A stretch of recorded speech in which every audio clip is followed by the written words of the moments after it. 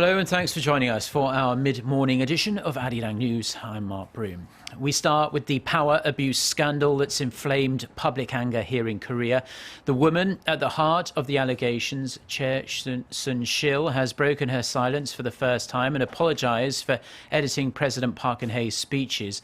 She's admitted to receiving reports from the nation's top office via email around the time her long-term friend President Park was elected, but denied most other claims. Our Kim Mo-kyun has more on Choi's response to the scandal that's dealt a devastating blow to the president.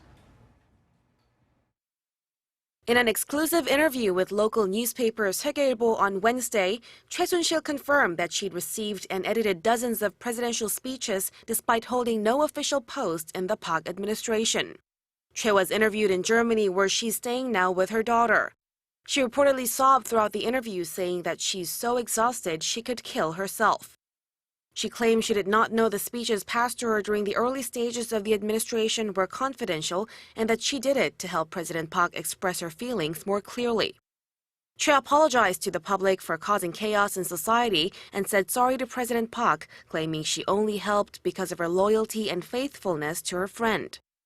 While she also admitted that she did receive reports from the presidential office right after President Park was elected, she denied allegations that such reporting from the top office continued to this day.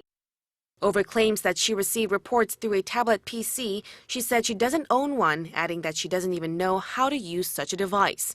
She demanded a further investigation to look into how the device was acquired in the first place.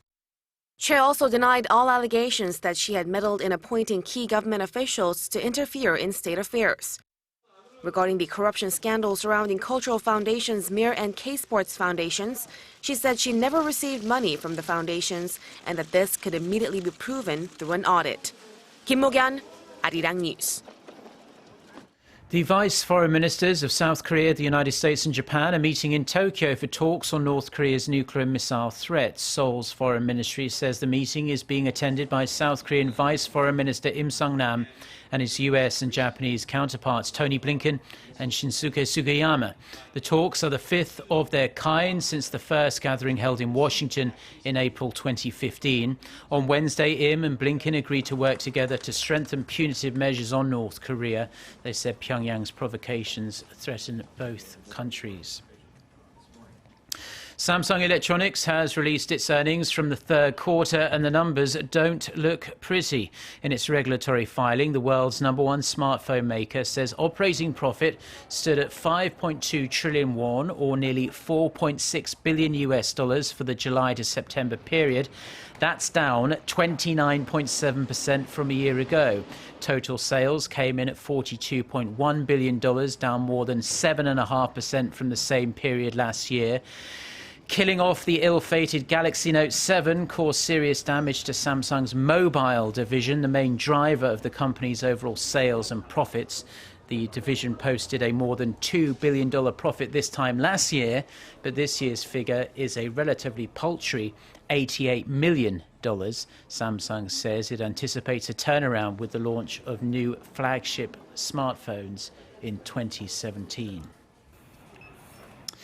Air traffic in the skies above Korea surged in the third quarter. Korea's Land and Transport Ministry says air traffic jumped more than 15% on year, logging some 193,000 flights during the three-month period. The ministry attributed the on-year increase to the base effect from the MERS outbreak last year and the summer vacation period that drove up the number of international flights.